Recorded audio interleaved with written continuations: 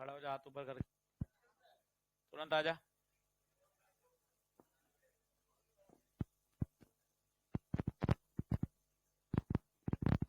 ध्यान से बोला कर, बोलना है।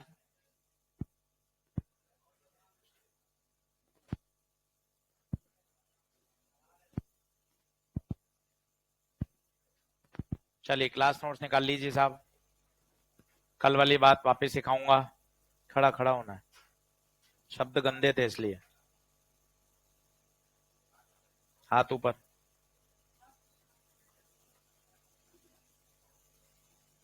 बैठो बैठो।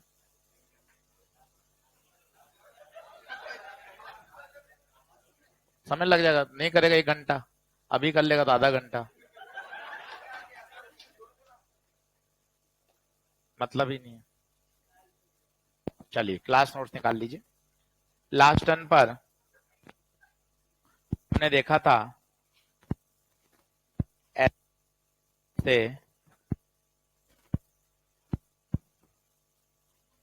हाँ ठीक है। अब ये जो मैंने डेरिवेशन था, मैंने आपको कहा था एक बार और समझाऊंगा, ठीक है ना? तो एक बार अपना और समझना, लिख लिया तो अच्छी बात है।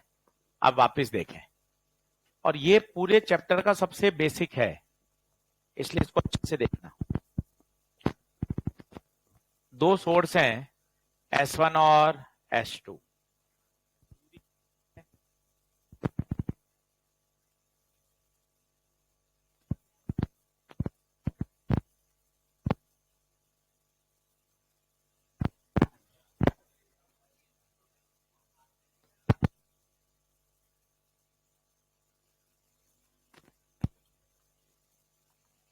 चलिए आवाज आ रही है क्या? चलो, तो दो सोर्स हैं S1 और S2, दोनों से क्या निकल रही है? वेव। अब मान लो मुझे P पर पहुंचना है, तो S1 से एक वेव निकली, S2 से एक वेव निकली। क्या दोनों रास्ते बराबर हैं? क्या रास्ते बराबर नहीं है? मतलब क्या पैदा होगा? Path difference. अगर ये पाथ डिफरेंस एन लैम्डा के बराबर हो जाएगा, चिल्लाओ कौन सा इंटरफेरेंस? कंस्ट्रक्टिव। अगर ये डेल्टा एक्स 2n+1 λ/2 के बराबर हो जाएगा, डिस्ट्रक्टिव। बात को समझिए, चैप्टर का फील लीजिए। क्यों अलग अलग बिंदुओं पर ब्राइट डार्क क्यों बन रहा है? तुझे ऐसे कारण समझ में आने चाहिए, तब मजा आएगा।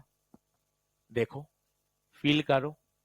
जैसे ये एक्सपेरिमेंट है, आप देखें, ये डायग्राम देखिए आप, ये देखिए, क्या हो रहा है? काटा पीटी। तेरे पास शब्द हो ना बोलने के कि सर देखो क्या हो रहा है, S1 S2 से, S1 S2 से ये वेव निकली, ये देखो सर S1 से निकली, S2 से निकली।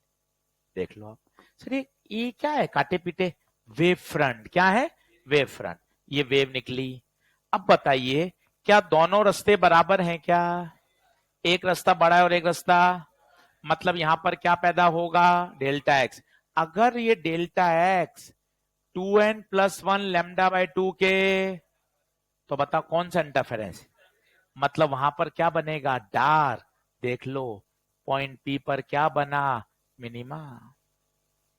समझो ना, हर बिंदु पे अलग अलग नाटक क्यों हो रहा है? तुझे फील आनी चाहिए ना, कि जैसे सर अपन बात करते हैं इस वाले पॉइंट की, सर देखो यहां सर S1 से एक वेव आई, सर S2 से वेव आई, सर दोनों रास्ते के अलग अलग हैं, हाँ रास्तों की लंबाई अलग अलग है, तो क्या पैदा होगा? Delta x. अगर ये डेल्टा एक्स किसको संतुष्ट कर गया, तो आप बोलो वहां पर क्या होगा? कंस्ट्रक्टिव। देखो क्या बन गया? मैक्सिमा। महसूस तो करिए, आपको निबंध बोलना आना चाहिए ना, कि देखिए सर S1 S2 दो लाइट सोर्स हैं, कोहेरेंट सोर्स हैं। कोहेरेंट बताया था क्या होते हैं? याद करो, एक ही सोर्स से बनने वाले दो सोर्स। पूरा चित्र देखे तो समझ में आ रहा होगा। पीछे एक सोर्स है, फिर गत्ते का टुकड़ा है, गत्ते के टुकड़े में दो बारीक छेद हैं, तो दो बारीक छेद से क्या बन गए? दो सोर्स। इन सोर्सेस का नाम क्या है? Coherent source. इंटरफेरेंस होने के लिए सबसे बेसिक शर्त, सोर्सेस का क्या होना चाहिए, कोहेरेंट होना चाहिए, यस और नो। अब बताइए हर बिंदु पे स्क्रीन के हर पॉइंट पर क्या सभी वेव बराबर रास्ता ट्रेवल कर रही हैं क्या, सभी रास्तों के पाथ की लंबाई अलग अलग है, इसलिए क्या पैदा हो रहा है, पाथ डिफरेंस। वो पाथ डिफरेंस अगर कंस्ट्रक्टिव को फॉलो कर गया सर वहां पर क्या बनेगा, मैक्सिमा, वहां पर ब्राइट स्पॉट बनेगा, वहां पर ब्राइट फ्रिंज बनेगी, अगर वो डार्क को फॉलो कर गया तो डिस्ट्रक्टिव, यस और नो। क्या बात ओके है क्या, तो बात को समझिए तो मजा आते हैं कि हाँ सर मुझे चीजें क्लियर हो रही हैं, पता चल रहा है। चलिए फिर से डेरिवेशन की तरफ आते हैं। पहला एजम्पशन बताइए, पर्दा काफी दूर है। अब S1 से आपने क्या डाला, एक परपेंडिकुलर, इसके बाद के रास्ते दोनों लगभग बराबर, तो क्या S2 इतना ज्यादा चला क्या। अब ये कैसे निकालें, ये एंगल हमने कितना माना, थीटा, बिंदास देख, ये 90 है तो ये कितना, 90 माइनस थीटा, तो ये थीटा, ये है डी, डी का थीटा से चुपका हुआ डी कॉस, तो ये वाला डी साइन थीटा। तो बताओ डेल्टा एक्स कितना आ गया, डी साइन थीटा। क्या यहां तक आ गए थे क्या।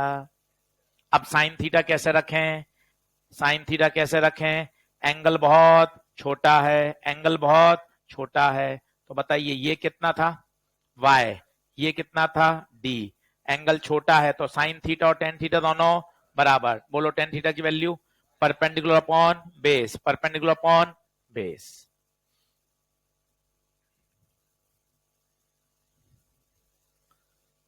बताइए क्या यहां तक पहुंच चुके थे क्या, देख लो सब नोट डाउन है सारा का सारा।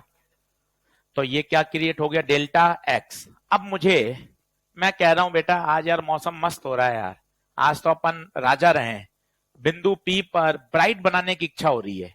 तो कहेगा अच्छा सर पी पर ब्राइट बनाना है सर, ठीक है सर, अच्छा ब्राइट बनाना है, मतलब क्या करना है, कंस्ट्रक्टिव, मतलब सर आपका जो डेल्टा एक्स आया है इसको किसके बराबर कर दूं, एन लेमडा के बराबर कर दो, अपने आप वहां पर क्या बनेगा, ब्राइट।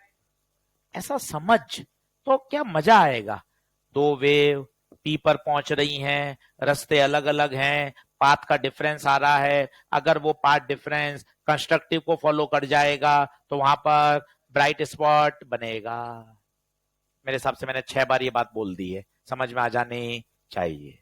क्या आगे बढ़ सकते हैं क्या, चलिए ये सब नोट डाउन हो गया, ठीक है नीचे लिखिएगा, यहीं यहीं लिखिएगा। अगर हमें पॉइंट पी पर maxima oblique constructive interference oblique bright spot oblique bright fringe बनाना है, तो बताइए डेल्टा एक्स को एन लेमडा होना पड़ेगा। इसी तरह से वाक्य लिखिए जो दिमाग में एकदम सेट हो जाए। मैक्सिमा बोल सकते हो, दूसरे पर्यायवाची शब्द में कंस्ट्रक्टिव इंटरफेरेंस बोलो, ब्राइट स्पॉट बोलो या ब्राइट फ्रिंज बोलो, इन सब का मतलब एक ही है। कंस्ट्रक्टिव इंटरफेरेंस की शर्त बताओ, डेल्टा एक्स को क्या होना पड़ेगा, एन लेमडा। तुम्हारा डेल्टा एक्स कितना आया था बताओ, तुम्हारा डेल्टा एक्स वाई छोटा डी बाय बड़ा डी, तो बताओ y कितनी वैल्यू आ गई, n lambda d by d. y क्या था, y चित्र बनाओ छोटा सा, y बताओ क्या है, y उस बिंदु P की दूरी है कहां से, सेंटर से। तो y क्या है, y लोकेशन है, पोजीशन है, position of maxima, position of maxima from point O। N की वैल्यू कहां से स्टार्ट होती है बताओ, 0 1 2 3 4, एक बार एन 0 रखो तो वाई 0 मिलेगा, एन 1 रखो तो लेमडा डी बाई डी मिलेगा, एन 2 रखो 2 लेमडा डी मिलेगा, एंड सो ऑन। सर ये क्या चीजें मिल रही हैं, ये बताओ तो सही, पहले लिखो फिर महसूस करेंगे। तेज मत भागो, जब तक कॉन्सेप्ट नहीं समझ में आएगा प्रश्न करने में आनंद ही नहीं आएगा। तुम्हारे पास इतनी बातें होनी चाहिए कि हाँ सर मुझे ओवरव्यू तो है कि अंदर चल क्या रहा है कहानी में, तब थोड़ा सा क्या सब्जेक्ट में इंटरेस्ट आता है, पढ़ाई करने का मन करता है। हम यही चाहते हैं यार, सब्जेक्ट आसान बने।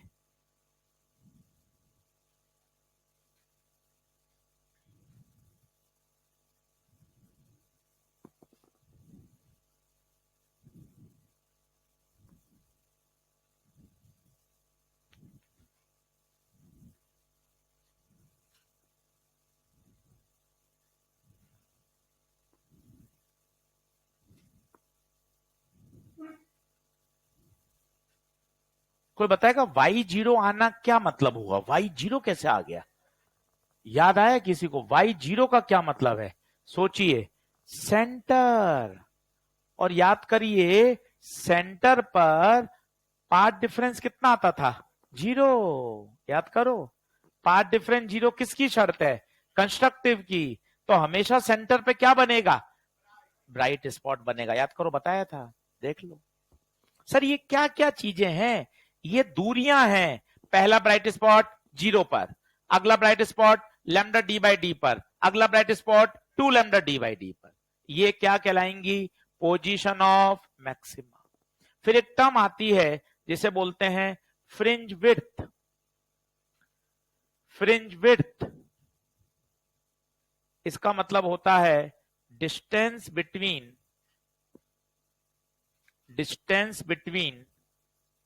Two consecutive maxima.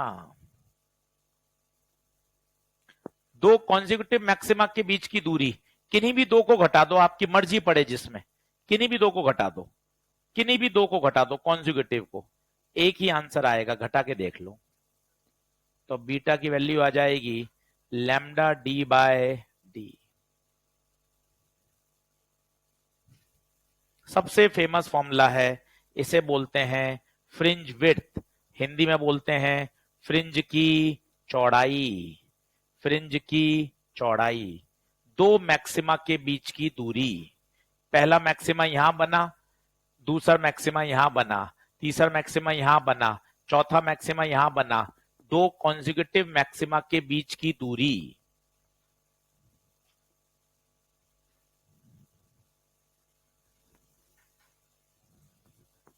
दो कॉन्जिक्यूटिव मैक्सिमा के बीच की दूरी।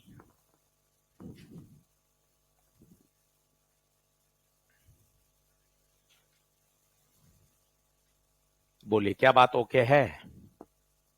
आराम से देखिए, क्योंकि अगली स्लाइड सेम रिपीट करनी है। ये हमने बनाया पी पर क्या? ब्राइट।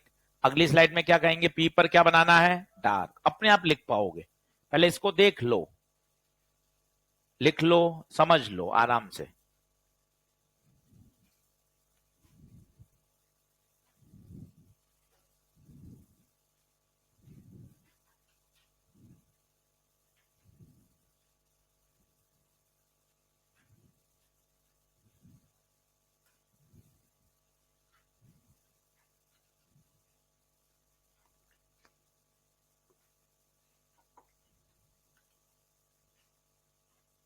इंटरफेरेंस ही बड़ा है, 3, 3.5, 4 लेक्चर लगते हैं। डिफ्रैक्शन पोलराइजेशन एक एक लेक्चर के हैं, एक एक लेक्चर के। पोलराइजेशन से पिछले 15 साल में 3 प्रश्न आए हैं, केवल 3। डिफ्रैक्शन से केवल 3 प्रश्न आए हैं। मेन है ही कौन खिलाड़ी? इंटरफेरेंस। यही पूछा जाता है हर साल। क्या अगली स्लाइड पे चले हैं? बिना देखे बोलो क्या करोगे? कोशिश करो, कोशिश करो बिना देखे। अब मुझे बिंदु पी पर क्या बनाना है? ब्राइट या डार्क? डार्क के लिए डेल्टा एक्स की कंडीशन बताओ। 2n+1 lambda by 2। हमारा जो डेल्टा एक्स आया था उसको 2n+1 लैम्डा बाय 2 के क्या कर देंगे? बराबर। क्या शुरू करें लिखना? चलिए लिखना शुरू करें। अगर पॉइंट पी पर minima oblique dark spot oblique destructive oblique dark fringe बनाना है तो डेल्टा एक्स बराबर 2n+1 लैम्डा बाय 2।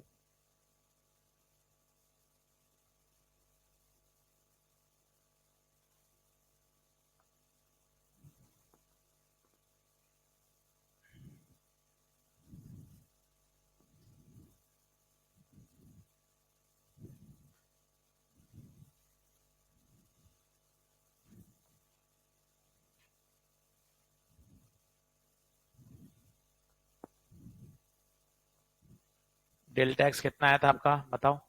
y छोटा d बाय बड़ा d। बताइए y की वैल्यू 2n+1 d वहां भेज दीजिए लैम्डा d बाय 2d। ये क्या चीज है? ये पोजीशन है किसकी? मिनिमा या मैक्सिमा? मिनिमा। बोले तो डार्क फ्रिंज।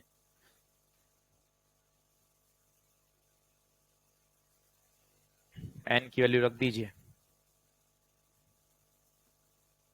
n 0 रखेंगे lambda d by 2d, n 1 रखेंगे 3 lambda by 2d, 5 lambda by 2d।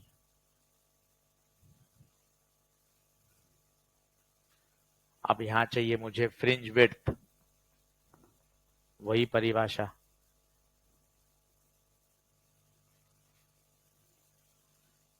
Distance between two consecutive minima is called fringe width।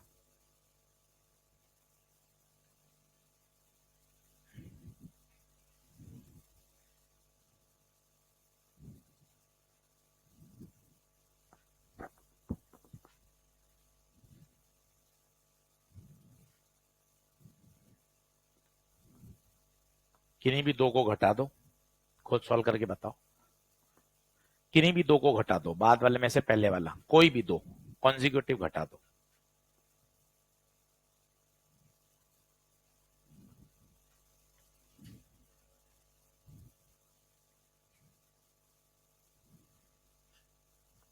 बताओ कितना आएगा? 3 lambda by 2d minus lambda d by 2d, LCM 2d, 3 lambda minus, यहां d नहीं आएगा ना? अच्छा सब जगह d आएगा। सही है? अब सही है? देख ले भाई एक बार, भाइयों देख लेना सही लिखा है क्या? अब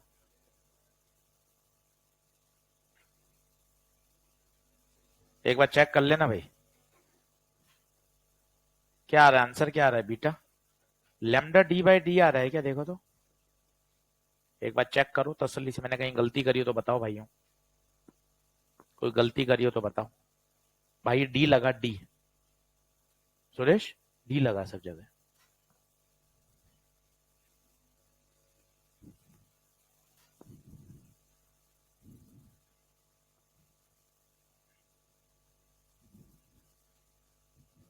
अब मुझे बताओ डार्क की फ्रिंज विड्थ ज्यादा आ रही है या ब्राइट की ज्यादा आ रही है? दोनों की बराबर आ रही है। इसका मतलब YDSE में ब्राइट फ्रिंज विड्थ और डार्क फ्रिंज विड्थ दोनों बराबर आती है। और स्टैंडर्ड फॉर्मूला, सबसे पॉपुलर बीटा का फॉर्मूला, लैम्डा बड़ा डी बाय छोटा d. Lambda d by d याद ही मत करो। जब तुम लैम्डा डी बाय डी याद करोगे परीक्षा में फिर कंफ्यूज होगे, लैम्डा डी बाय डी या डी कौन सा? तो पहले दिन से ही ऐसे रटो, लैम्डा बड़ा डी बाय छोटा डी, पहले दिन से ही। अब तुम्हें याद है, तुमने लैम्डा डी बाय डी रद्द कर लिया, अब परीक्षा में आके तुम सोचो डी कौन सा, तो पहले दिन से ऐसे याद करो, लैम्डा बड़ा डी बाय छोटा डी। लिख लीजिए।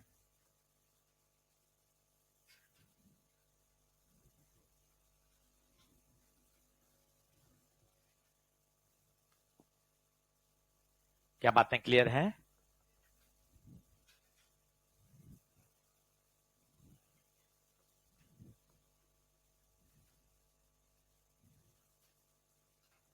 बढ़ो आगे।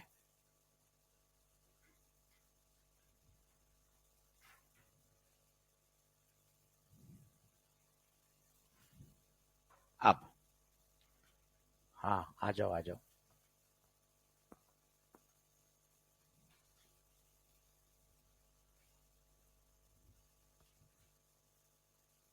अब धीरे धीरे न्यूमेरिकल की तरफ आ रहे हैं। बहुत छोटा सा चैप्टर है। मंडे को तो 50 न्यूमेरिकल सॉल्व कर लोगे आप। इतना छोटा चैप्टर है। 2 ढाई 3 दिन पढ़ोगे तो इंटरफेरेंस पूरा तैयार। अगले सप्ताह तो चैप्टर ही खत्म हो जाएगा पूरा। अगले सप्ताह अपना काम पूरा हो जाएगा। अगले सप्ताह लास्ट वीक है। इसके बाद फिर आपका मॉडर्न फिजिक्स और सेमीकंडक्टर शुरू हो जाएगा अगले मंडे से। मेरा तो हो जाएगा अगले सप्ताह पूरा। फिर मैं पढ़ाऊंगा इलेक्ट्रो करंट कैपेसिटर, उसमें प्रो में, मास्टर प्रो में। सेमी ऑनलाइन में नहीं, ऑनलाइन पढ़ाऊंगा। कानेमेटिक्स से शुरू करूंगा। वो अभी डिसाइड नहीं हुआ, अभी कानेमेटिक्स हुआ है फाइनल। सही है, आगे बढ़े।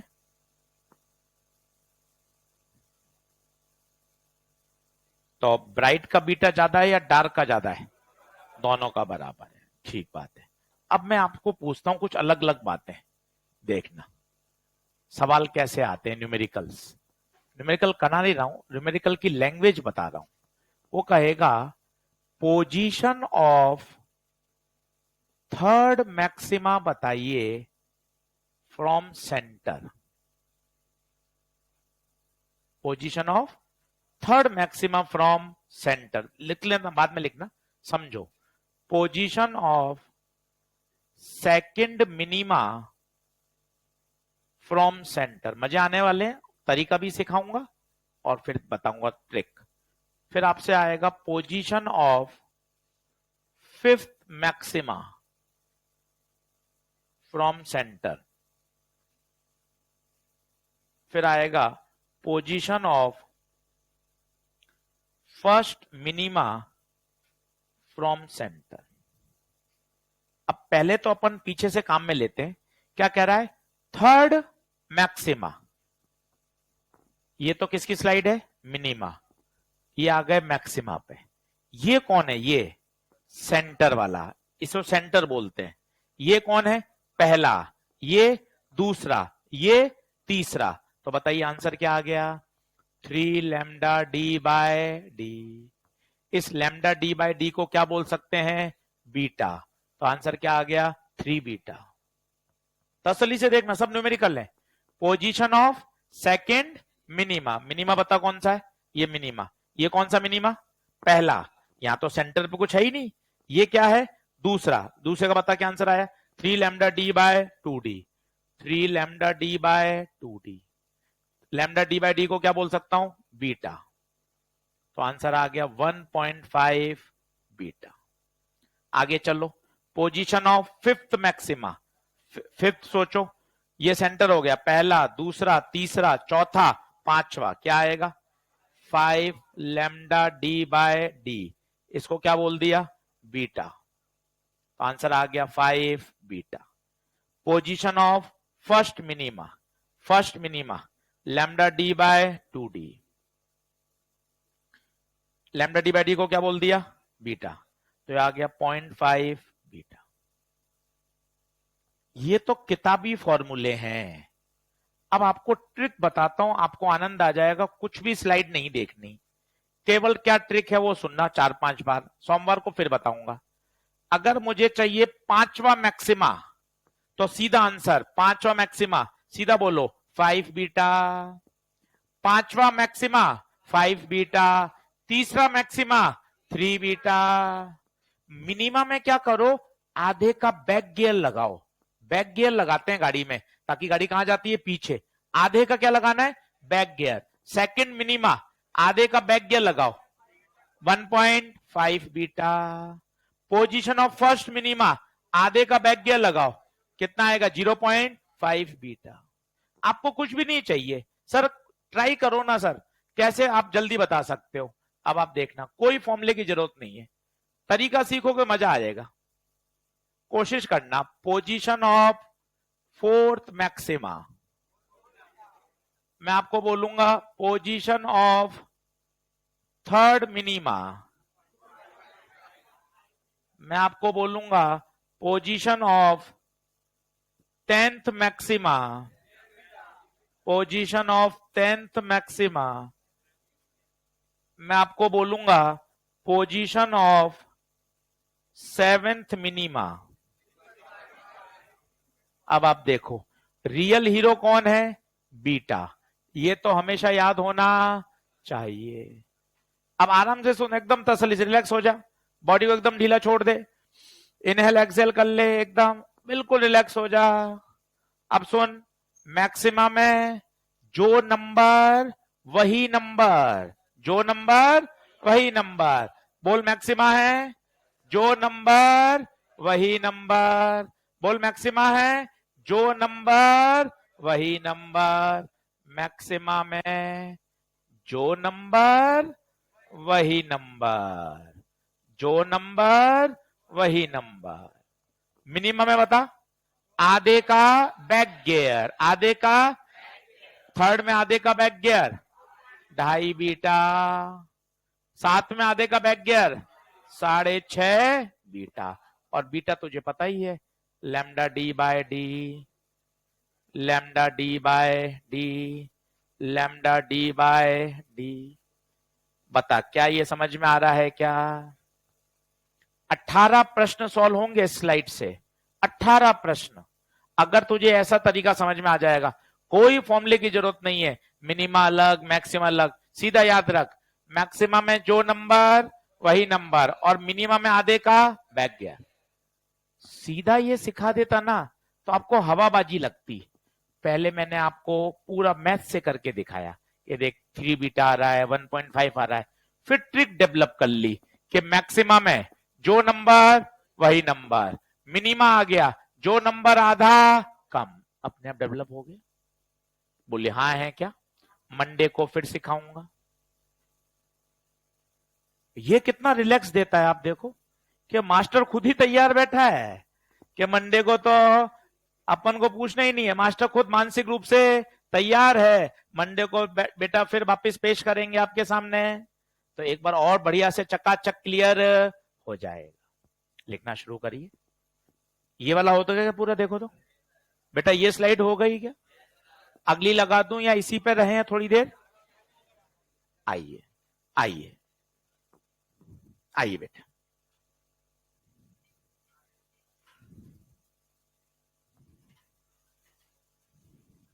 हाथ ऊपर करने, कल फिर खड़ा रहेगा Monday Tuesday Wednesday Thursday Friday. लिखना वो तो तेरी हेडेक है, मेरी थोड़ी ना है। और बोलते समय सोचना था ना क्या लिखूंगा कैसे, उस समय सोचना था ना।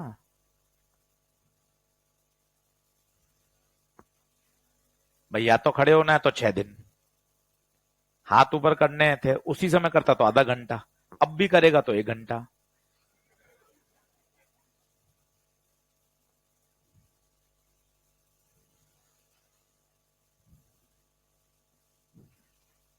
फटाफट नोट करिए। तो मैक्सिमम है जो नंबर वही नंबर। अच्छा, पर्दे के अलग अलग पॉइंट पर मैक्सिमम मिनिमम क्यों बन रहे हैं, ये फीलिंग आ रही है क्या किसी को, क्यों बन रहे हैं बताइए? क्योंकि पर्दे के अलग अलग बिंदुओं पर पार्ट डिफरेंस अलग अलग है, और पार्ट डिफरेंस अलग अलग होने के कारण कभी कंस्ट्रक्टिव होगा कभी डिस्ट्रक्टिव।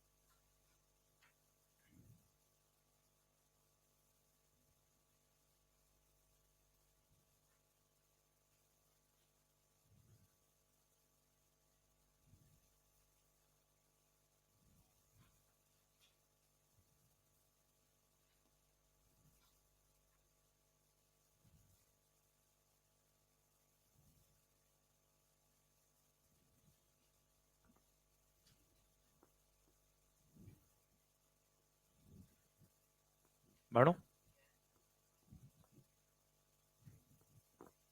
तो ये ध्यान रख लो, यहीं लिख लो, मैक्सिमा में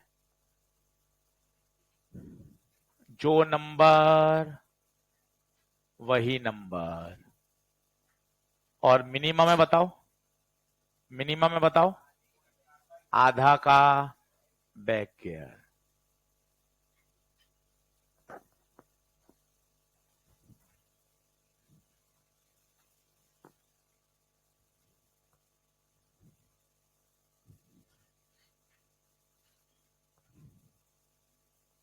नेक्स्ट स्लाइड में तो यही चीजें वापस लिखाई, तो जरूरत ही नहीं पड़ेगी लिखना, इन्हीं चार को अच्छे से पढ़ ले।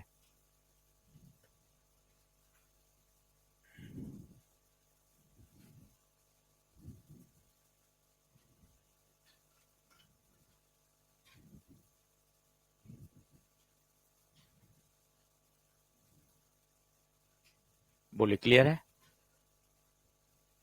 अब आते हैं, ये लिखने की जरूरत नहीं है, वही बात वापस समझाइए, इसलिए आवश्यकता नहीं है इसको, ठीक है। अब आते हैं वापस, नोट लगाइए। कल मैंने आपको कहा था रिजल्टेंट इंटेंसिटी का फॉर्मूला बताओ, रोज सिखाऊंगा। I net I1 plus I2 plus 2√I1 I2 cos delta phi, एकदम रटा हुआ होना चाहिए। डेल्टा फाई क्या है? Phase difference. किसके बीच में? किसके बीच में? फिर तेरे मेरे वेज में ना, दोनों वेव्स के बीच में, जब वो बिंदु पी पर पहुंच रही हैं। इतनी शब्दों को बोलिए, दो सोर्स से वेव आ रही हैं, वो पर्दे के किसी एक पॉइंट पर पहुंच रही हैं, पहुंचने पर उनके बीच में जो पाथ डिफरेंस है उसके कारण क्या पैदा हो रहा है? Phase difference. कभी कभार क्वेश्चन में डेल्टा फाई गिवन ही नहीं होता, डेल्टा फाई गिवन ही नहीं होता, तो पता है वो क्या दे देता है भाई? डेल्टा एक्स गिवन होता है। तो क्या करोगे, क्या डेल्टा एक्स से डेल्टा फाई निकालोगे क्या? तो पहले हमें क्या यूज करना पड़ेगा? डेल्टा फाई बराबर 2 पाई/λ इंटू डेल्टा एक्स। ये सब परीक्षा के सवाल हैं, आपको बात करनी आनी चाहिए। कैसा देखो, इस फॉर्मूले में डेल्टा फाई तो चाहिए ही, पर प्रश्न में डेल्टा फाई है ही नहीं, तो भाई क्या करेगा, क्या दे देगा? Delta x. तो तुझे दिमाग लगा के डेल्टा एक्स से पहले क्या निकालना पड़ेगा? Delta phi. कभी वो पूछेगा आई मैक्स बताओ, तो आई मैक्स का फॉर्मूला तुझे याद होना चाहिए, √I1 प्लस √I2 का। कभी वो पूछ लेगा आई मिन बताओ, तो तुझे याद होना चाहिए √I1 माइनस √I2 का। सब बातें बताई थी, रोज पढ़ेंगे रोज, ताकि दिमाग में बार बार हथौड़ा मार मार के ये बातें याद हो जाएंगी।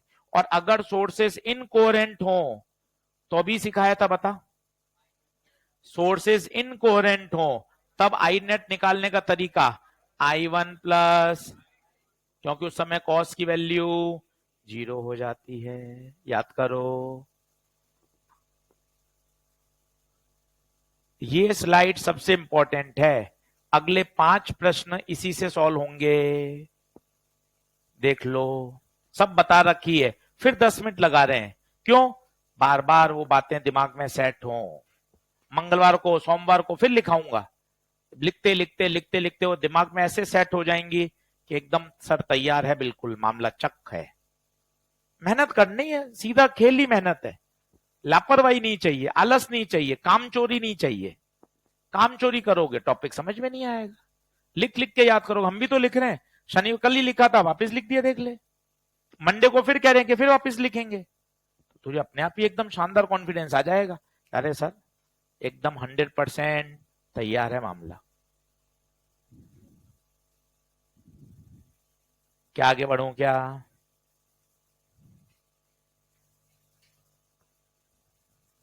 नाराज तो नहीं है तो मेरे से? नहीं?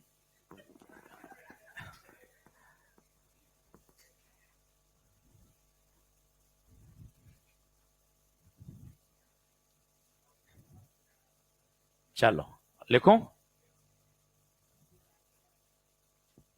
लिखिए पहला सवाल, जल्दी आओ जल्दी आओ।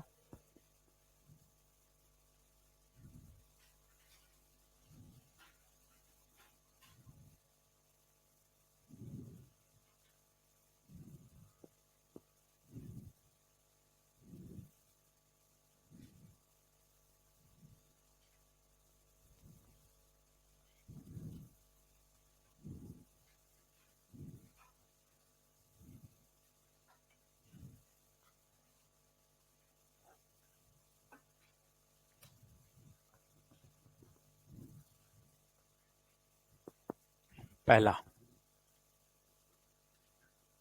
दो कोहेरेंट सोर्स हैं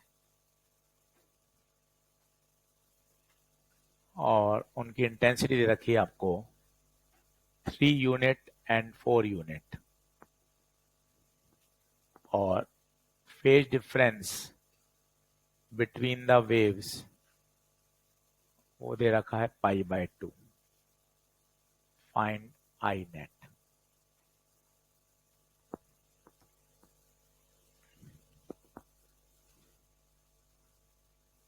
टू कोहेरेंट सोर्स हैं having intensity 4 unit and 6 unit, reaching at point P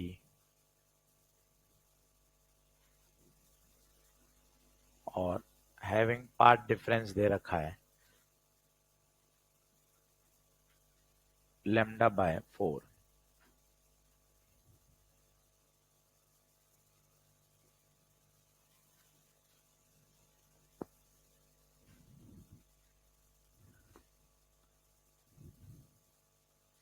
तीसरा,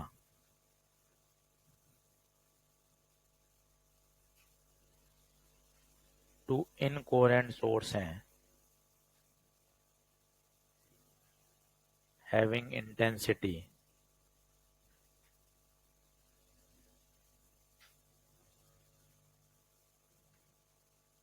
superimpose each other,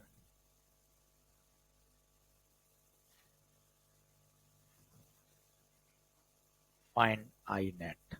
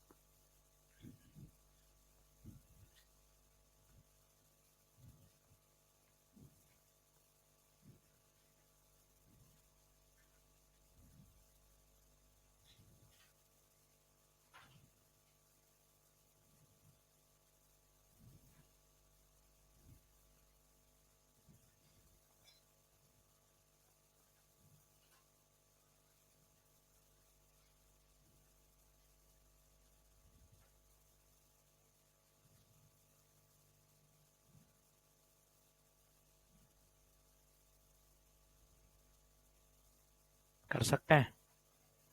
पहले में बताइए क्या है। फेज डिफरेंस दे रखा है, सीधा फॉर्मूला लगाइए। I net I1 plus I2 plus 2√I1 I2 cos delta phi. I1 3, I2 4, 2√3√4 cos 90। Cos 90 बताओ कितना होता है? 0। कॉस 90 0। तो आई नेट 3 प्लस 4 प्लस 0 हो गया, तो आई नेट 7 आ रहा है भैया आंसर। पहले का आंसर 7 आ रहा है भाई।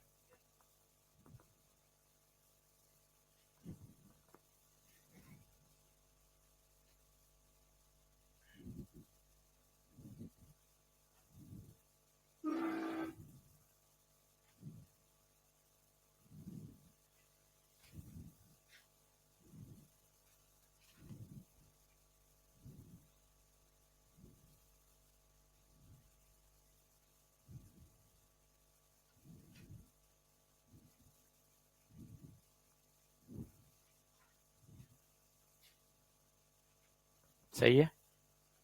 अब मैं आपसे पूछूं, इसमें डेल्टा एक्स गिवन है, तो पहला आप सेंटेंस लिखिए, पहले मुझे डेल्टा एक्स की सहायता से डेल्टा फाई चाहिए, क्योंकि फॉर्मूले में तो डेल्टा फाई है ना भाई। इस तरह की बातें करिए, तब प्रश्न में मजा आएगा। आपको फॉर्मूला सिखाया है, याद करिए कितना था। डेल्टा फाई बराबर 2 पाई/लैम्डा इंटू डेल्टा एक्स। तो 2 पाई/लैम्डा, डेल्टा एक्स कितना, λ/4, लैम्डा से लैम्डा 2 से 2 पाई/2। अब लगा दीजिए फॉर्मूला, आई बराबर I1 plus I2 plus 2√I1 I2 cos delta phi. I1 4, I2 6, 2√4√6 cos 90, cos 90 0, 10 unit आएगा।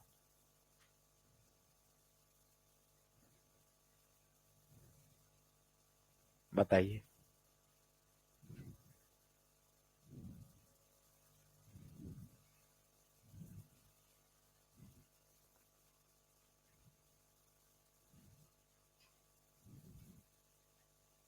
यस और नो। तीसरा कर सकते हो, कोहेरेंट को गहरा गहरा अंडरलाइन करो, इनकोहेरेंट को अंडरलाइन करो। इनकोहेरेंट आते ही सीधा फॉर्मूला, आई नेट बराबर I1 प्लस I2। बड़ा फॉर्मूला लगाने की जरूरत ही नहीं है। तीनों सवाल को समझो, दिमाग में तुम्हारे प्रोफाइल सेट होनी चाहिए कि अच्छा इसमें डेल्टा फाई गिवन था, इसमें डेल्टा एक्स था, तो डेल्टा एक्स से पहले क्या आया, डेल्टा फाई। ये पढ़ने का अंदाज है कि आपको चमकना चाहिए। अच्छा क्या क्या केसेस बन सकते हैं, अलग अलग केस स्टडी कहलाती है। डेल्टा फाई गिवन है, डेल्टा एक्स गिवन है, सोर्सेस कोहेरेंट नहीं, क्या है, इनकोहेरेंट। अलग अलग प्रोफाइल्स के अलग अलग मार्केट में जो किताबें उपलब्ध हैं उसमें अलग अलग तरह के ऐसे ऐसे सवाल बनते हैं। क्या आगे बढ़े, क्या अगला लिखिए, जल्दी नोट करो।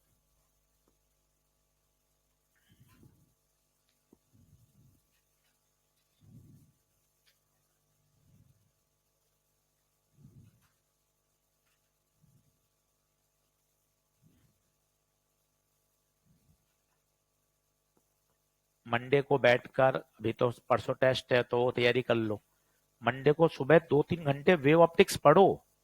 2-2.5 लेक्चर हो चुके हैं, ये पढ़ो। अभी तुमने घर पे कॉपी नहीं खोली, अगले सप्ताह तो चैप्टर ही खत्म हो जाएगा भाई, कब्जे में ही नहीं आएगा। तो सोमवार का यही टारगेट रखो, सुबह 2-2.5-3 घंटे क्या पढ़ो, वेव ऑप्टिक्स। इनको वापिस पढ़ो तो दिमाग में बातें सेट होंगी। 1-2 बार में नहीं होती, 5-5 बार पढ़ना पड़ता है भाई, 5-5 बार, तब जाके तो सवाल चमकता है। अच्छा ये कह रहा है, ये निकालना है। अभी तो क्या अच्छा अच्छा सब समझ में आता है, पर जब हम बाद में खुद पढ़ेंगे ना, तब वो बात इंपॉर्टेंट है। चलो आगे बढ़ें, क्या लिखें, चौथा सवाल। 2 कोहेरेंट सोर्सेज हैं,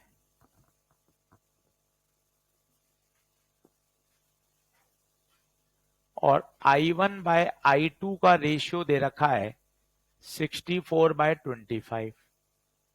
we have to find Imax बटे Imin। ये सबसे पॉपुलर क्वेश्चन है।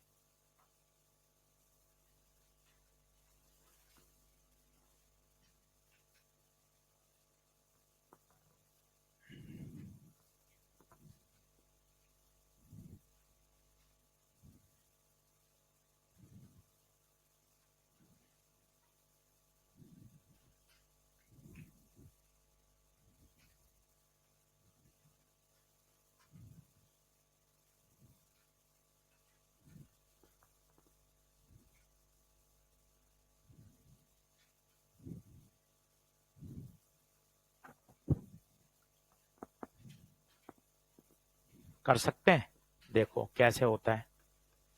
तो I1/I2 बराबर 64/25। इसका सबसे सरल जुगाड़ है, I1 कितना दिखाई दे रहा है आपको, देखो I1 64 और I2 25। सबसे सरल जुगाड़ है, I1 की वैल्यू 64 और I2 वैल्यू 25। अब बताइए Imax बटे Imin चाहिए। अब Imax तुझे याद होना चाहिए, बता क्या होता है, √I1 प्लस √I2 का होल स्क्वायर। Imin बता, root I one minus root I two का होल स्क्वायर। आई वन कितना 64, I two 25, I one 64, I two 25, 64 का स्क्वायर रूट 8, 5, 8 माइनस 5, 8 और 5 13, 8 में से 5 गया 3, तो आंसर आएगा 169/9।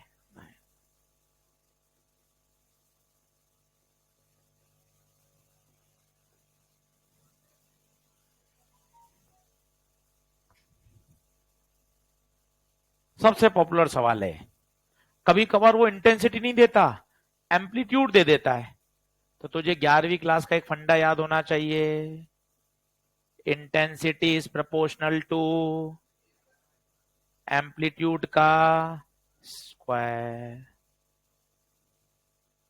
Intensity is proportional to amplitude का स्क्वायर।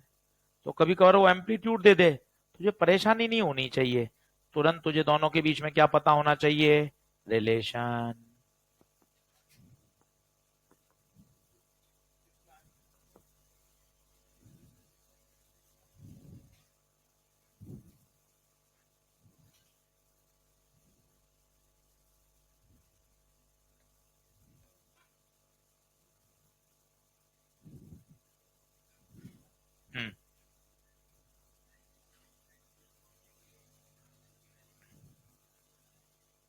कैसे कैसे कैसे? हाँ हाँ हाँ, बहुत बढ़िया। तो अंडर आई वन की वैल्यू आ गई 8।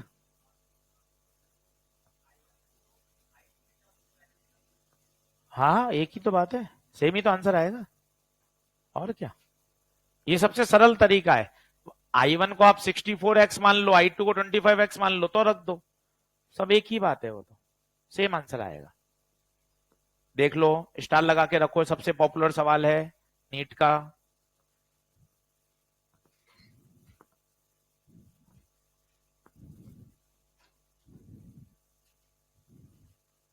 आगे बढ़े।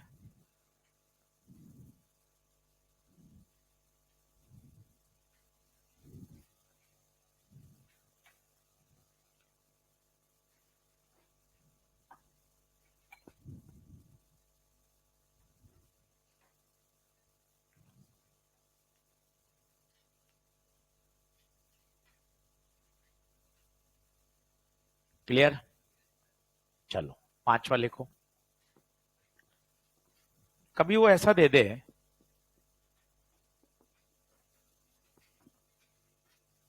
I1/I2 दे दिया n/1, फाइंड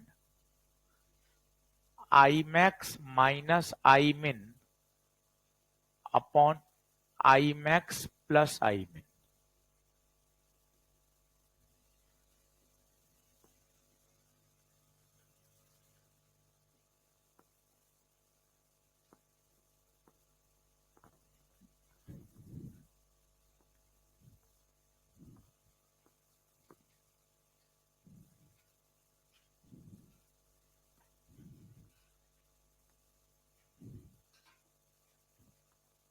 अब बताओ क्या करेंगे।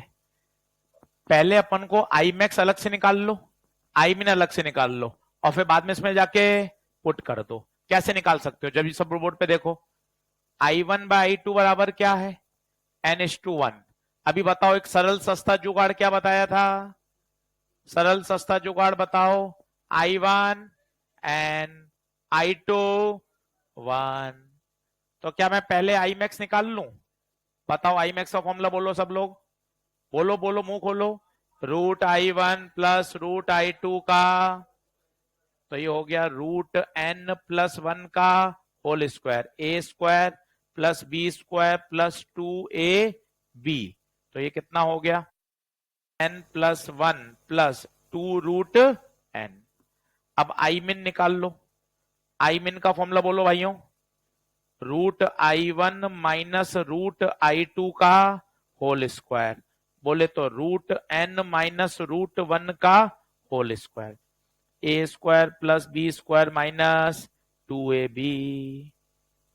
क्या आंसर आ गया क्या? क्या आंसर आ गया क्या? अभी तो हमने क्या निकाला है? आई मैक्स और आई मिन। अब क्या करेंगे? अब उसमें पुट करेंगे। सवाल की लंबाई ज्यादा है पर नीट में आया हुआ है।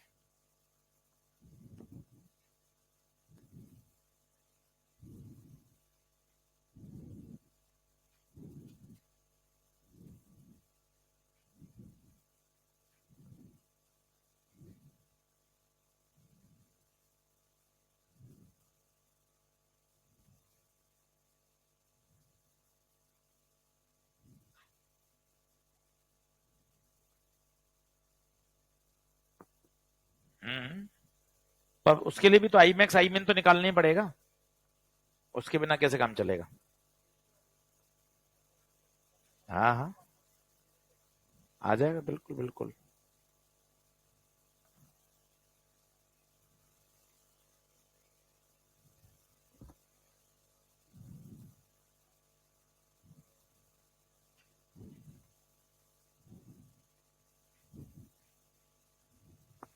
बताइए।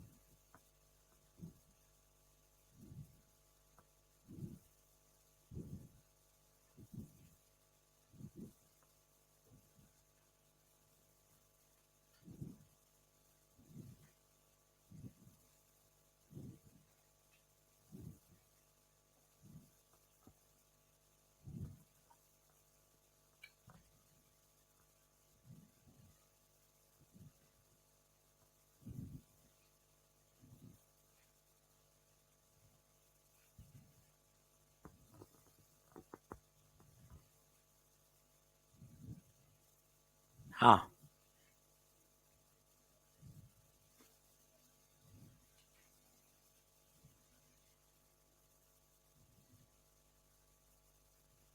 क्या है?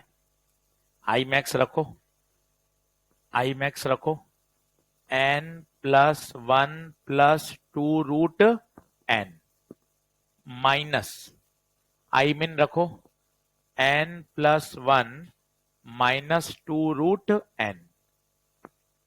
फिर आई मैक्स रखो, n plus one plus two root n, और आई मिन रखो, n plus one plus two root n. कुछ गलत कर दिया क्या मैंने? बताओ, क्या कुछ कैंसिल हो रहा है क्या? नीचे क्या कैंसिल हो रहा है? Two root n, two root n. ऊपर बताइए, एन से एन कटेगा, वन से one. Two root n plus two root n, four root n. नीचे n plus one, n plus one, two n plus two. नीचे से क्या कॉमन ले लो? Two, n plus one. तो मेरा आंसर आएगा भाइयों, मेरा आंसर आएगा भाइयों two root n upon n plus. देख लो, नीट में आया हुआ सवाल है, थोड़ा सा लंबा है, पर एक बार करके रख लोगे तो परेशान नहीं होगे। नीट में आया हुआ सवाल है, थोड़ा सा लंबा है, एक बार करके रख लोगे तो परेशान नहीं होगे।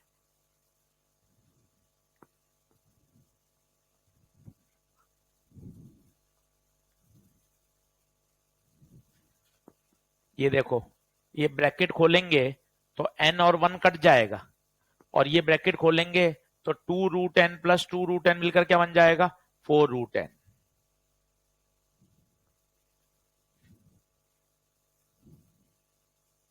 आराम से कर लीजिए, तसल्ली से। वहां ऊपर लिख लीजिएगा, क्वेश्चन लेंदी ज्यादा है, तो एक क्या मानसिक रूप से हम तैयार रहते हैं, बाद में रिवाइज भी करेंगे तो लिखा हुआ रहेगा, तो परेशान नहीं होगे। क्या लेंदी है, उसमें आप और मैं क्या ही कर सकते हैं। सेक्शन बी में आएगा तो फर्स्ट राउंड में छोड़ दीजिए, सेकंड राउंड में इसको अटेम्प्ट करिए। चॉइस होती है सेक्शन बी में 5 सवाल छोड़ने की। बढ़े आगे।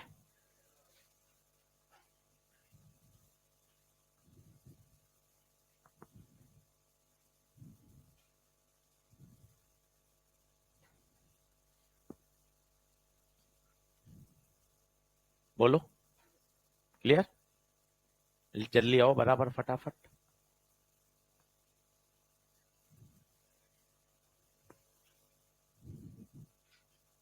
लिखो। पहला हेडिंग डालो, YDSE Young's double slit experiment. Most important है। थॉमस यंग पहले वैज्ञानिक थे जिन्होंने लेबोरेटरी में ये प्रूफ करके बताया कि लाइट वेव्स भी क्या करती हैं, इंटरफेरेंस। और इंटरफेरेंस करना, इस बात पे ठप्पा लग गया कि लाइट के अंदर कौन सा करेक्टर है, वेव करेक्टर। क्योंकि इंटरफेरेंस, डिफ्रैक्शन और पोलराइजेशन कौन बताएगा, सिर्फ और सिर्फ वेव्स। तो साउंड वेव्स में इंटरफेरेंस होता है और लाइट में भी इंटरफेरेंस होना, इस बात पे ठप्पा लग गया कि लाइट क्या है, वेव करेक्टर। और इस बात को सबसे पहले एक्सपेरिमेंटली लेबोरेटरी में बताने वाले कौन थे, थॉमस यंग। तो थॉमस यंग ने सबसे पहले बात बताई एक्सपेरिमेंटली कि लाइट्स के बीच में भी क्या हो रहा है, इंटरफेरेंस। कंस्ट्रक्टिव हो रहा है और डिस्ट्रक्टिव हो रहा है। और इंटरफेरेंस होना, इस बात पे ठप्पा लगा दिया कि लाइट कौन है, वेव है। मजे की बात है, न्यूटन ने कहा था लाइट क्या है, पार्टिकल। और न्यूटन बहुत महान वैज्ञानिक थे, तो न्यूटन की बात को कोई काटता नहीं था। 200-250 साल तक न्यूटन की थ्योरी बढ़िया चलती रही, लाइट पार्टिकल है। परंतु फिर साथ में हाइगन आए। हाइगन ने कहा नहीं, लाइट को तो कौन मानना है, वेव। पर हाइगन को लोगों ने इतनी तवज्जो नहीं दी। फिर लोगों ने प्रैक्टिकल कर करके जब दूसरे वैज्ञानिकों ने बताया, तब क्लियर हुआ कि हाइगन जो कह रहे थे वो बिल्कुल सही था। और थॉमस यंग ने प्रैक्टिकल करके प्रूव कर दिया, भैया लाइट के पास कौन सा करेक्टर है, वेव करेक्टर है। और बाद में आज की तो लेटेस्ट क्या है, लाइट के पास दोनों हैं, वेव भी है और पार्टिकल भी है। फोटो इलेक्ट्रिक इफेक्ट पढ़ना है तो लाइट का कौन सा नेचर मानना पड़ेगा, पार्टिकल। चलिए, सबसे पहला, एक सोर्स से कितने सोर्स बनाने हैं, 2 सोर्स। तो पहली बेसिक शर्त बताइए, इंटरफेरेंस होने की बेसिक शर्त। बेसिक शर्त फॉर सस्टेन इंटरफेरेंस बताइए क्या होनी चाहिए, फॉर सस्टेन इंटरफेरेंस। सस्टेन का मतलब अच्छा, टिकाऊ, दिखने वाला। Sources must be coherent. कोई बताएगा कोहेरेंट नहीं होंगे तो क्या परेशानी है, कोहेरेंट नहीं होंगे तो क्या परेशानी है। अगर कोहेरेंट नहीं होंगे तो फेज डिफरेंस इतना तेज बदलेगा कि आप स्क्रीन पर ऑब्जर्व ही नहीं कर पाओगे कि कहां मैक्सिमा बन रहा है और कहां मिनिमा। तो कौन सी दुकान पे मिलेंगे कोहेरेंट, अपने अमेजोन पे मिल जाएं, फ्लिपकार्ट पे, या बड़े मॉल पे जाएं। बड़ी सिटी भारत में बॉम्बे, दिल्ली, ये महंगी शहर हैं, यहां मॉल में मिलेंगे क्या, नहीं भाई। कोहेरेंट सोर्स कहीं नहीं मिलेंगे, क्योंकि 2 सोर्स तो हमेशा कैसे होते हैं, इनकोहेरेंट। एक ही सोर्स से बनने वाले 2 सोर्स कोहेरेंट होते हैं। तो उन्होंने क्या किया, एक सोर्स लिया और उसको कितने पार्ट में डिवाइड कर दिया, 2 पार्ट में। ये देखिए, ये क्या डिजाइन बनाते हो आप, ये डिजाइन, वेव फ्रंट। इसके बाद लाइट ऐसे निकल रही है। वेव फ्रंट हमेशा लाइट प्रोपोगेशन से कैसा होता है बताइए, परपेंडिकुलर। आपने देखा इन्होंने वेव फ्रंट को कितने भागों में डिवाइड कर दिया, 2 भागों में। तो ये भी अपने आप में एक नीट का सवाल है कि YDSE में कोहेरेंट सोर्स प्राप्त करने का जुगाड़ कौन सा है, कोहेरेंट सोर्स कैसे प्राप्त किए थॉमस यंग ने। तो आंसर है, कैसे प्राप्त किए, by division of wave front. Wave front को कितने भागों में डिवाइड कर दिया, 2 भागों में। सरल भाषा में हमने क्या कहा, एक गत्ते का टुकड़ा लगा दिया और उसके अंदर 2 होल कर दिए, और एक ही सोर्स से कितने सोर्स बन गए? 2 सोर्स। तो बताओ S1 S2 कोहेरेंट है या इनकोहेरेंट है? कोहेरेंट है। इन्हें कहा जाता है कोहेरेंट सोर्स। एक एक बात को समझिए, आराम से लिखते जाइए, मस्त। थॉमस यंग, सवाल आता ही आता है, ये भी लिख लीजिएगा। लास्ट 15 ईयर का ट्रैक रिकॉर्ड है, अभी तक नहीं टूटा है ब्रेक। हर साल एक क्वेश्चन नीट में आता है, हर साल एक क्वेश्चन नीट में आता है। मंडे को तो पूरा ही हो जाएगा टॉपिक, एक क्वेश्चन आता ही आता है।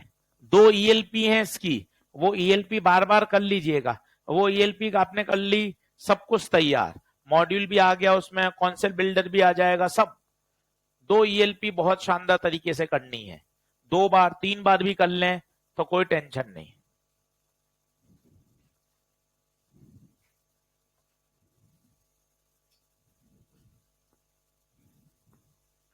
तो बताइए पहला सवाल, सबसे पहले इंटरफेरेंस को प्रैक्टिकल करके किसने बताया कि लाइट वेव इंटरफेरेंस शो कर रही है? थॉमस यंग ने। दूसरा, इंटरफेरेंस होने की सबसे बेसिक शर्त सोर्सेस का कोहेरेंट होना जरूरी है। तीसरा, कोहेरेंट सोर्स कैसे प्राप्त किए? By division of wave front. Wave front को कितने भागों में बांट दिया? 2 भागों में।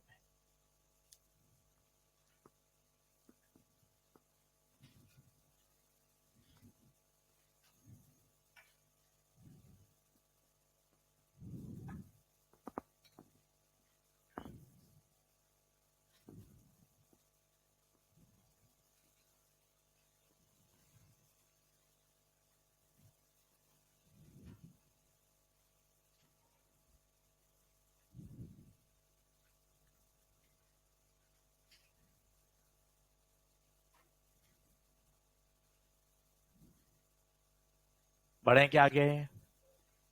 नींद तो नहीं आ रही? कुछ कुछ बातें समझ में आ रही हैं? टॉपिक बहुत आसान है भाइयों, अच्छे से पढ़ के सवाल करने में आनंद आ जाएगा। कहीं फिजिक्स को लेकर डरने की जरूरत नहीं है। अपन ने सही तरीके से नहीं पढ़ते इसलिए अपन को लगता है अंधेरा कायम रहे, बाकी ऐसा नहीं है। सब्जेक्ट में करोगे तो क्यों नहीं होगा? आप देखो ना, 150 न्यूमेरिकल करा दिए, रोज मिलते मिलते 150 सवाल हो गए। 165 160 का रिकॉर्ड बनाना है। लास्ट ईयर वर्क एनर्जी का रिकॉर्ड 158 सवाल का, वो तोड़ना है अपन को। 158 से ऊपर कांटा खींचना है। कितने हो गए? 130 हो गए? कितने हो गए? 150 हो गए, बस 10-15 तो हो ही जाएंगे। क्या आगे बढ़े क्या? अच्छा, किसी बिंदु पर इंटेंसिटी चाहिए, बोलो। पॉइंट पी पे इंटेंसिटी चाहिए, तो बताओ क्या लगाओगे? एट पॉइंट पी इंटेंसिटी का फॉर्मूला छठी बार लिख रहे हो, छठी बार I1 plus I2 plus 2√I1 I2 cos delta phi. और अगर इंटेंसिटी दोनों सोर्स की सेम हो जाए, I1 बराबर I2 बराबर I0, तो बताओ I नेट का तरीका 4I0 cos square delta phi by, और we can say I max cos square delta phi by 2। बताइए, ये सब काम आएंगे सवाल करने में यंग डबल स्लिट में।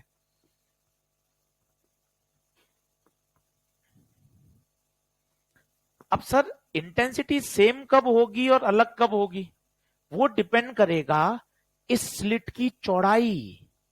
अगर चौड़ाई बराबर बराबर रखेगा तो बता क्या होगा? इंटेंसिटी सेम होगी। एक छेद छोटा है, एक छेद ज्यादा चौड़ा है, तो बता जो छेद ज्यादा चौड़ा होगा वहां से प्रकाश की तीव्रता सेम। वही बात जो हम पहले समझाते थे। ये देख, ये इतना सा खोला, बस केवल यहां से प्रकाश अंदर आ रहा है, कम एरिया मिल रहा है उसको। ज्यादा खोला, प्रकाश की तीव्रता ज्यादा आ रही है, और ज्यादा खोला, ज्यादा प्रकाश की तीव्रता आ रही है। तो तीव्रता किस पे डिपेंड कर रही है? उसकी स्लिट की चौड़ाई कितनी है। क्या बात समझ में आ रही है क्या? तो नीचे लिखिए लाइन चेंज करके, नीचे लाइन चेंज कर लिखिए। अगर क्वेश्चन में कुछ नहीं गिवन है, जैसे ये दोनों स्लिट हैं, ये इसकी विड्थ है, अगर क्वेश्चन में कुछ भी गिवन नहीं है, कुछ भी गिवन नहीं है, तो हम ये मान के चलते हैं width of each slit is equal. तो दोनों S1 S2 से जो प्रकाश आएगा उसकी इंटेंसिटी को भी हम क्या मानेंगे, equal. Then we can use I net बराबर 4I0 cos square delta phi by 2। अगर क्वेश्चन में कुछ नहीं मेंशन है, 99% सवालों में कुछ भी मेंशन नहीं होता, पर अगर क्वेश्चन में उसने कह दिया एक की विड्थ कम है और एक की विड्थ ज्यादा, तो मैं चित्र भी अच्छे से बनाना चाहिए। यहां विड्थ मैंने W1 बनाई है और यहां विड्थ W2 बनाई है। अब बताइए इंटेंसिटी सेम होगी अलग अलग होगी? तो जो विड्थ का रेशियो होगा, जो विड्थ का रेशियो होगा वही किसका रेशियो होगा, इंटेंसिटी का। जो विड्थ ऑफ स्लिट का रेशियो होगा वही इंटेंसिटी का भी रेशियो होगा।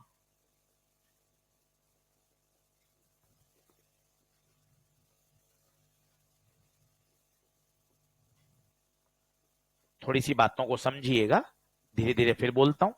लेट सपोज उसने दे दिया विड्थ ऑफ स्लिट का रेशियो 3:5। तो बताइए जो विड्थ का रेशियो होगा वही किसका होगा, इंटेंसिटी का।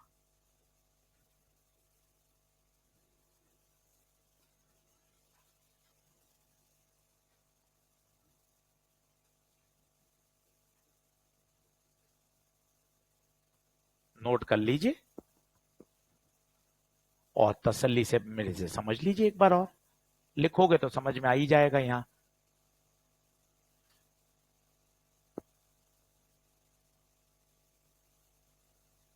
W है विड्थ, ओमेगा नहीं है, W है।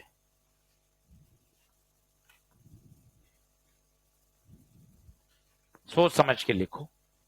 सोचो कि हमने गत्ते के टुकड़े में 2 छेद करे, अगर दोनों छेद की चौड़ाई सेम है तो इंटेंसिटी, वहां से जो प्रकाश निकलेगा उसकी तीव्रता भी सेम होगी। तीव्रता बोले तो इंटेंसिटी। और अगर छेद की चौड़ाई बोले तो विड्थ अलग अलग होगी तो इंटेंसिटी भी अलग अलग होगी। इंटेंसिटी भी अलग अलग होगी।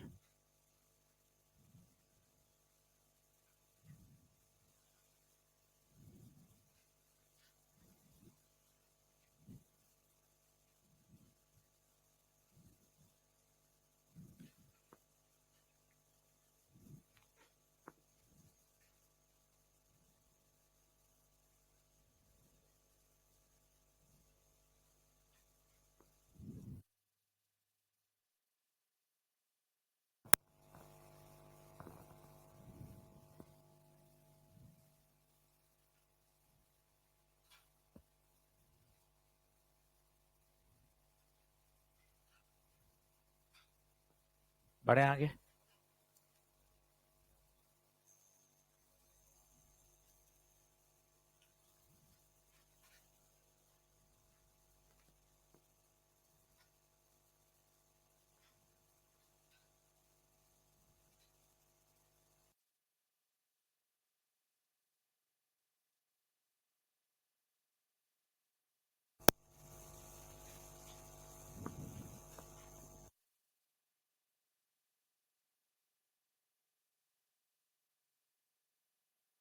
बताओ केस नंबर 1 क्या है? जब दोनों स्लिट की विड्थ इक्वल हो और जब दोनों की अनइक्वल हो। अनइक्वल होगी तो क्या होगा, जो विड्थ का रेशियो होगा वही इंटेंसिटी का। फॉर एग्जाम्पल, एग्जाम्पल लिख दो, नहीं तो ऐसा लगेगा कि हमेशा 3:5 ही होगा। एग्जाम्पल लिख दो, माना विड्थ का रेशियो 3:5 है तो यही इंटेंसिटी का भी रेशियो होगा। बोलिए क्लियर है क्या?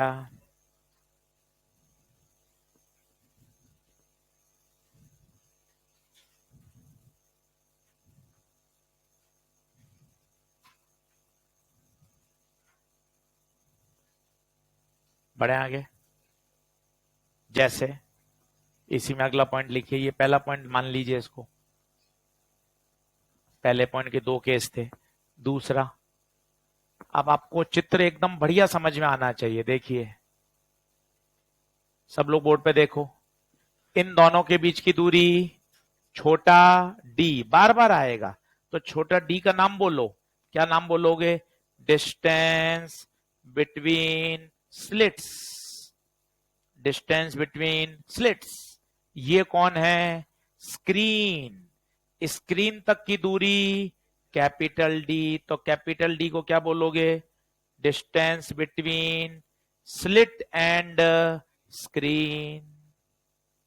Distance between slit and screen. फिर क्या बोलोगे? मान लो बिंदु P पर पहुंचना है, बिंदु P पर पहुंचना है, एक x1 से पहुंचोगे और एक x2 से पहुंचोगे, तो ये दोनों से बराबर हैं क्या? पाथ डिफरेंस का फॉर्मूला बताओ। d साइन थीटा या d y बाय डी, याद करिए, कल डिराइव कराया था, आज फिर कराया था।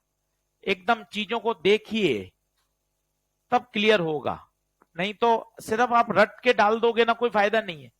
दोनों वेव पहुंच रही हैं, एक रास्ता बड़ा एक रास्ता छोटा। ये देख डिराइव करके लाए थे अभी, कल भी बताया था, आज फिर बताया था। देख कहां गया सबसे पहले,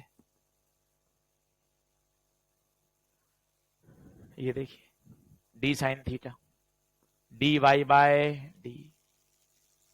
पढ़ना पड़ेगा, मंडे को 3 घंटे पढ़कर आओ कि यार वेव ऑप्टिक्स से सर ने इतने पन्ने भरवा दिए, मैंने कॉपी नहीं खोली। मैं भी गजब ही कर देता हूं, हर बार सोचता हूं नया चैप्टर ये तो शुरू से पढ़ूंगा, फिर वो 3-4 दिन निकल जाते हैं, और जैसे 8-10 दिन निकल जाते हैं फिर आप पढ़ने बैठते हो, हमसे सवाल सॉल्व नहीं होता, फिर मन में एक हम प्रण लेते हैं, ये चैप्टर गया तो गया, अगला चैप्टर जाने नहीं दूंगा हाथ से। सर पढ़ाएंगे उससे पहले एक दिन मॉड्यूल से पढ़कर जाऊंगा, मन को समझाना पड़ता है, फिर नया चैप्टर आ जाता है, 10-12 दिन उसमें भी निकल जाते हैं। ये गया तो गया, अगला जो आएगा उसको तो शुरू से साथ लेके चलूंगा। समझो बात को, ये होता है ना कितनी बार टाइम टेबल बनाते हैं, सही नहीं है यार ये, वापिस नया, इफेक्टिव फ्रॉम टुमारो, फिर कल फॉलो, मजा नहीं आ रहा यार, थोड़ा सा वापस इसको चेंज कर, पर उसको फॉलो ही नहीं करते। थोड़ा सा बात को समझिए, कल घर जाके पढ़िए, ये ऐसे पॉइंट्स हैं कि एकदम सिस्टमेटिक याद होने चाहिए। सब लिखा है ना, देख सिस्टम, तू पढ़ेगा तभी तो उन बातों को क्लियर कर पाएगा। 2 सोर्स हैं, गत्ते के टुकड़े में 2 बारीक छेद हैं, दोनों से प्रकाश आ रहा है, बिंदु P पे जाके सुपर इम्पोज कर रहा है, कहीं कंस्ट्रक्टिव हो रहा है, कहीं डिस्ट्रक्टिव हो रहा है, कहीं ब्राइट बन रहा है, कहीं डार्क बन रहा है। मैक्सिमा की गुप्ता सर ने ट्रिक बताई, 5वां मैक्सिमा 5 बीटा, 8वां मैक्सिमा 8 बीटा, मिनिमम है आधे का बैक गियर। बोलिए, पढ़ोगे तब ये सब काम का है, तुम्हें अच्छा भी लगेगा कि हाँ सर सब बातें क्लियर है। बताइए, क्या डेल्टा एक्स की बात क्लियर है? ये हमें याद होना चाहिए। फिर याद होनी चाहिए फ्रिंज विड्थ, ये भी हमने अभी डिराइव कर ली, मोस्ट पॉपुलर। फ्रिंज विड्थ का फॉर्मूला बताइए, बीटा बराबर लैम्डा बड़ा डी बाय छोटा डी, सब डिराइव कर लिया। बीटा बराबर lambda d by d. Fringe width की परिभाषा, डिस्टेंस बिटवीन 2 सक्सेसिव मैक्सिमा या 2 सक्सेसिव मिनिमा। कौन सा सही है? दोनों ही सही है, दोनों बराबर ही आते थे। लिखना शुरू करो।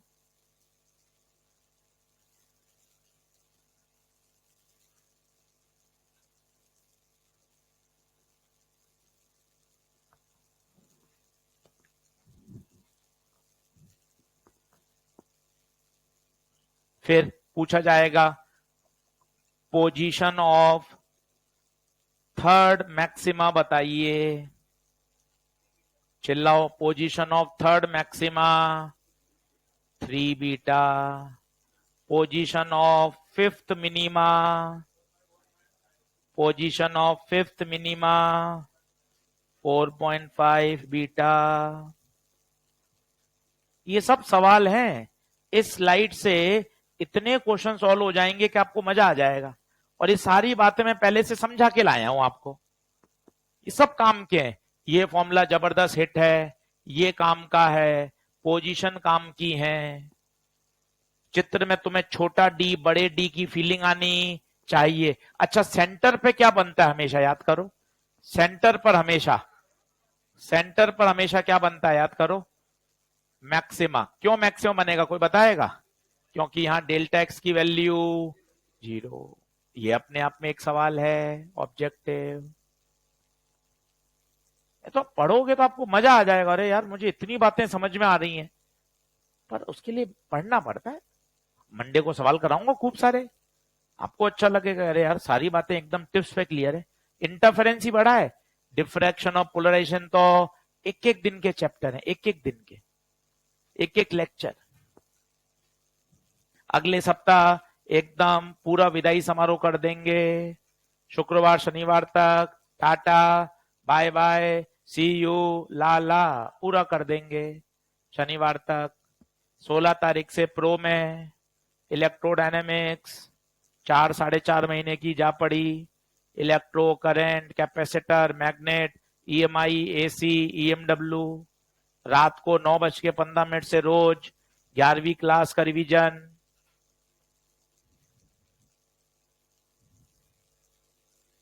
बढ़े क्या आगे?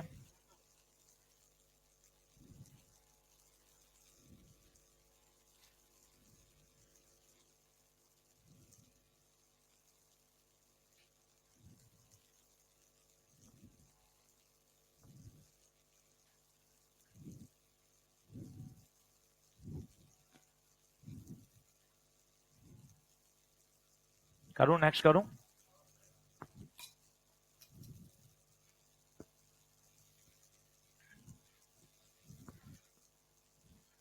सबसे फेमस इसको लगा देना भाई, ये सबसे चमकता हुआ सितारा है, सबसे ज्यादा प्रश्न इस पे बनते हैं। इसको बॉक्स में डाल देना। तो कहे कि सर बस 2 घंटे बाद परीक्षा है सर, पूरा वेव ऑप्टिक्स में क्या पढ़ के जाऊं? सिर्फ बीटा का फॉर्मूला पढ़ के जा, बस सवाल आ जाएगा इसी से। सिर्फ क्या सर 2 घंटे बाद बस एग्जाम देने जाना है, सर क्या पढ़ के जाऊं रे ऑप्टिक्स में? पावर वाला कॉन्सेप्ट पढ़ के जा। 15 साल से 8 बार वो कॉन्सेप्ट पूछा जा चुका है। बस कॉन्सेप्ट बोला, आशीर्वाद दे, जा दिया पेपर, हो गया सेट मामला। इतना पॉपुलर है कि भैया फ्रिंज विड्थ का बीटा तुझे याद होना चाहिए। लैम्डा बड़ा डी बाय छोटा डी, चित्र के साथ। ये कौन है? छोटा डी। ये कौन है? बड़ा डी। ये कौन है? वाई। एकदम ऐसा याद होना चाहिए। क्या अगला पॉइंट लिखें क्या? अब ये दूसरा पॉइंट हो गया। तीसरा, तीसरा मैं आपको रे ऑप्टिक्स में ले चलता हूं। काफी पुरानी बातें हैं, देखते हैं। एयर में और मीडियम में बताओ, एयर में जो कलर है क्या मीडियम में भी कलर वही रहता है? कलर में नो चेंज। फ्रीक्वेंसी का, फ्रीक्वेंसी वही रहती है, फ्रीक्वेंसी भी वही रहती है। अब बताइए, कलर वही, फ्रीक्वेंसी वही, व्हाट अबाउट स्पीड? याद करो, वैक्यूम में स्पीड सी होती है और मीडियम में c by mu. C by mu कहां से आ गया? म्यू बराबर होता है सी बाई वी, तो वी बराबर सी बाई म्यू। याद करो, टेबल बनवाई थी ऐसी। स्पीड वैक्यूम में सी होती है, जबकि मीडियम में c by mu. What about wavelength? What about wavelength? अगर यहां लेमडा है तो यहां लेमडा बाय, जो हाल स्पीड का वही हाल। याद करिए, चूंकि स्पीड म्यू से डिवाइड हो जाती है तो लेमडा भी म्यू से डिवाइड हो जाए। अब ये इतना पॉपुलर सवाल है, बार बार पूछता है, वाईडीएसई को पूरा किसी लिक्विड में इमर्ज कर दें पूरा लिक्विड में इमर्ज कर दें तो मेरे बच्चे क्या होगा? अब आप जरा सोचो, बीटा का फॉर्मूला होता है लैम्डा डी बाय डी। क्या बदलेगा पानी में जाने, बताओ? पानी के जाने पर क्या डिस्टेंस बदल सकती है क्या? क्या बड़ा डी बदलेगा क्या? क्या बदल जाएगा? लैम्डा। ये तो है आपका एयर में। अब जैसे ही आप मीडियम में डालोगे तो मीडियम में लैम्डा नहीं आएगा, लैम्डा बाय म्यू आएगा। सोच के देख, रे ऑप्टिक्स। हवा में लैम्डा होता है, पानी में जाने पर लैम्डा नहीं, लैम्डा बाय म्यू हो जाता है। तो लैम्डा नहीं, लैम्डा बाय म्यू। और लैम्डा डी बाय डी को क्या बोल सकते हैं? Beta air. तो बताइए, पानी में जाने के बाद जो फ्रिंज विड्थ है मीडियम में, वो एयर की तुलना में म्यू से क्या हो जाती है? डिवाइड। तो बार बार पूछता है पानी पे जाने पर फ्रिंज विड्थ क्या होती है? आंसर है पानी में जाने के बाद फ्रिंज विड्थ क्या हो जाती है? डिक्रीजेस। पानी में जाने के बाद फ्रिंज विड्थ क्या हो जाती है? डिक्रीज। क्यों डिक्रीज हो गई बताइए? म्यू से क्या हो गया? डिवाइड हो गया। तो याद होना चाहिए, पानी में जाने पर लैम्डा चेंज हो जाएगा, लैम्डा चेंज हो जाएगा तो बीटा भी चेंज हो जाएगा।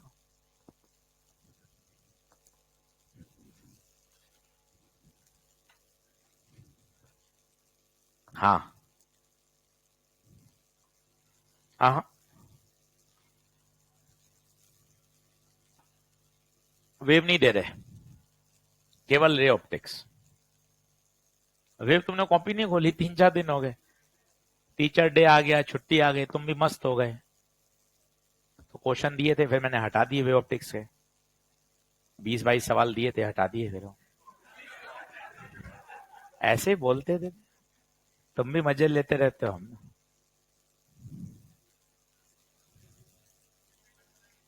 रे ऑप्टिक्स से 70-72 हैं।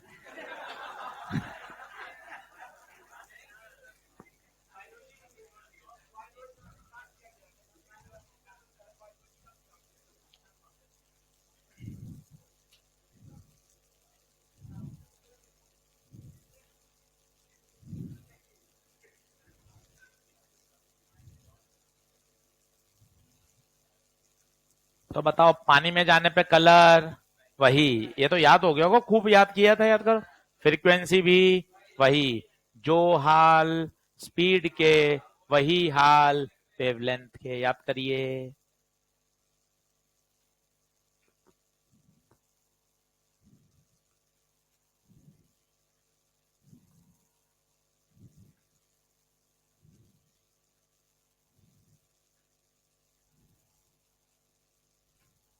बोलूं क्या अगला?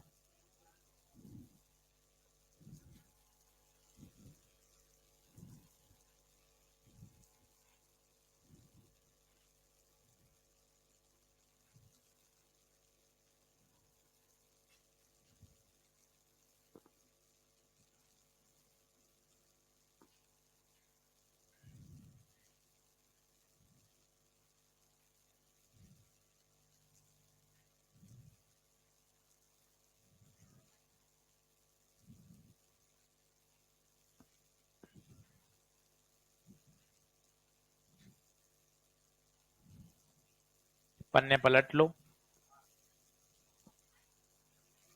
इनको घर से याद करके आओ।